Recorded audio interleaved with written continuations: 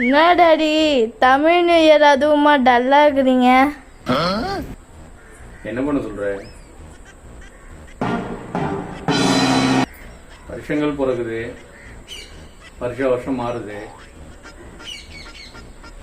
என் தலையெழுத்து 28 வயசுல லாக் ஆனேன். இன்னையெல்லாம் அனுபவிக்கிறேன். அதை மாற்ற முடியுமா? மாற்ற முடியாதுல்ல.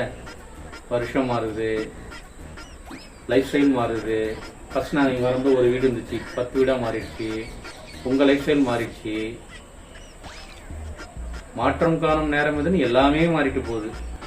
அதாவது ஒன்றை மட்டும் மாற்றவே முடியல. மாறுது. என்ன மாறுதுன்னா, அப்படி இருக்காதீங்க, இப்படி இருங்க, இப்படி இருக்காதீங்க, அப்படி இருங்க, இதை மட்டும் மாத்துறாங்க. என்ன பண்ண சொல்ற? Oh my god. ஏன் சிம்பிளா ஒன்று சொல்றேன், தலைக்கு டை கூட அடிக்கல மாறன்றாங்க. தெரியுமா?